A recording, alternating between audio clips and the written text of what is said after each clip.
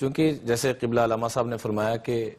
ان سے بڑی اس وقت کوئی مرکزی شخصیت نہیں تھی تو سارے لوگ ان کی طرف متوجہ تھے.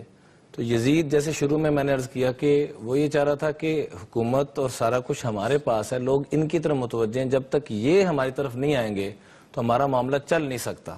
تو اس کی کوشش اور کاوش میں لگے رہے. لیکن حدیث پاک میں آتا ہے کہ اللہ جل جلالہ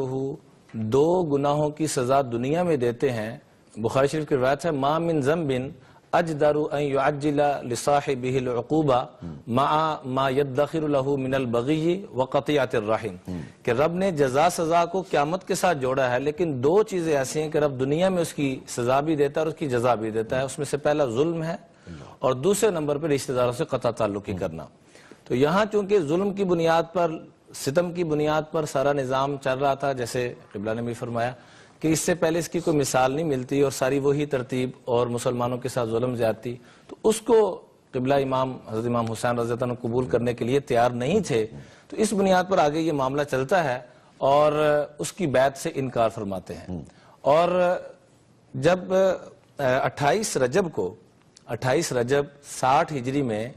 مدینہ منورہ سے حج کے لیے روانہ ہو جاتے ہیں مکہ مکرمہ, کیونکہ اطلاع یہ ملتی ہے کہ کچھ ظالم لوگ, کچھ شر پسند لوگ آپ پر حملہ کرنے آ رہے ہیں. تو حرم مدینہ کو, مدینہ منورہ میں یہ سانحہ واقعہ نہ ہو, خود ہجرت فرما کر مکہ مکرمہ حج کے ارادے سے تشریف لے جاتے ہیں اور وہاں پر 6 رجب کو وہاں پہنچ جاتے ہیں. یعنی حج سے بھی رجب, شعبان, ذوالقعدہ تقریباً 3 مہینے پہلے وہاں پہنچ جاتے ہیں.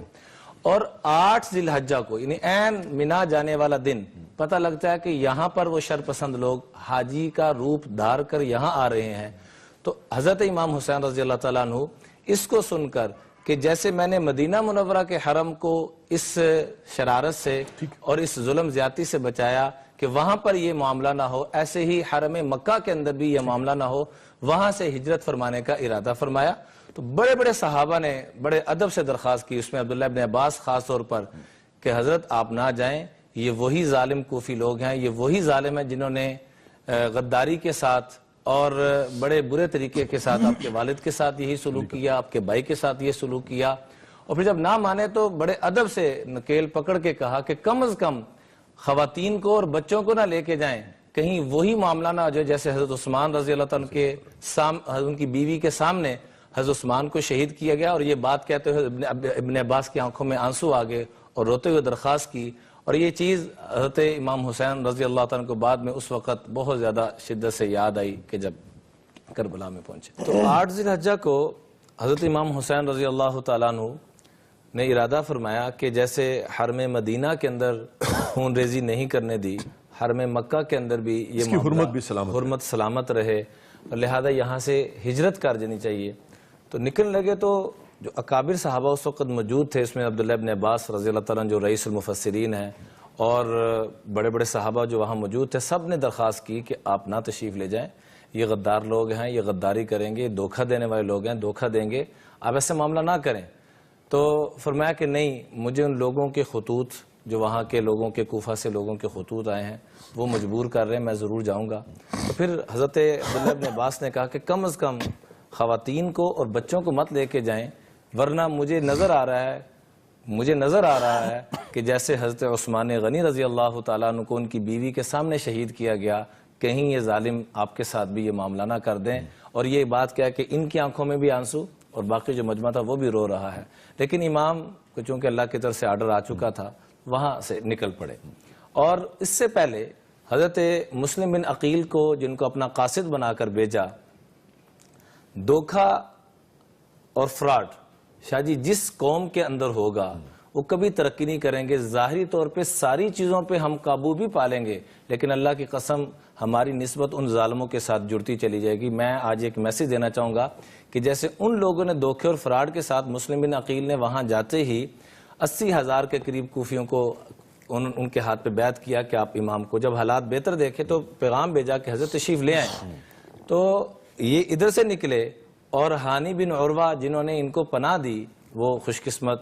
سعادت مند انسان, تو ان کے گھر میں یہ دونوں ہیں. تو ابن زیاد ظالم نے اس وقت کیا کیا, حضرت حسین کا نام لے کر دھوکہ دے کر کہا کہ حضرت حسین نے آپ کے لیے یہ اشرفیاں بھیجی ہیں, اس حوالے سے دروازہ کھلوایا. اور اندر جا کر ان دونوں ہستیوں کو ذبح کر دیا، حضرت مسلم بن عقیل کو بھی اور حضرت ہانی بن عروہ کو بھی۔ اور دیکھیے شاہ جی، جو بھی ظلم کرتا ہے، جیسے میں نے پہلے بھی عرض کیا تھا کہ اللہ ظلم کی سزا دنیا میں بھی دیتے ہیں، آخرت میں ملے گی۔ یہ ابن زیاد کے ساتھ پھر رب نے بعد میں کیا معاملہ کیا، جب یہ مرا تو سانپ اس کے ناک میں سے گھستا تھا اور منہ سے نکل جاتا تھا، منہ میں سے داخل ہوتا تھا اور ناک کے راستے سے نکل جاتا تھا۔ تو اسی ظالم نے یہ ابتدا کی، ان دونوں ہستیوں کو پکڑ کے ذبح کیا۔ اور دیکھیں جن لوگوں نے بیعت کی تھی وہ بھی سارے ظالم ہی تھے، 2 نمبر دھوکہ فراڈ سارا چل رہا تھا کہ ظہر کے وقت بالکل کم اور عصر میں کوئی بھی نظر نہیں آ رہے، تو وہ سارا دھوکے اور فراڈ کی بنیاد پر یہ سارا معاملہ لے کر چلے۔ اس لیے آقا کریم علیہ الصلوۃ والسلام نے فرمایا من غش فلیس منا، جو بھی دھوکہ دیتا ہے اس کے ہمارے ساتھ کوئی تعلق نہیں۔ اللہ اکبر۔ تو حضرت امام نے اس بات کو بنیاد بناتے ہوئے کہ کل کو یہ جواز نہ بنے کہ آپ نہیں آئے، اس بنیاد پر ہم نے ظالم کا ساتھ دیا ہے، تو اپنا سارا کچھ نچھاور کرتے ہوئے وہاں سے روانہ ہوتے ہیں۔ اور وہاں جا کے جب راستے میں حالات بھی سامنے آ جاتے ہیں کہ یہ ظالموں نے ظلم کر دیا ہے اور غداری والا معاملہ کر دیا، اور مسلم بن عقیل رضی اللہ تعالیٰ عنہ اور ہانی بن عروہ کی شہادت کا بھی پتہ چل گیا، اور بیچ میں ارادہ بھی بنا کہ ابھی واپسی کر لی جائے، لیکن مسلم بن عقیل کے جو برادران تھے اور کچھ اور ساتھی، انہوں نے کہا کہ نہیں حضرت، اب واپسی نہ کی جائے بلکہ ان ظالموں سے بدلہ ضرور لینا چاہیے۔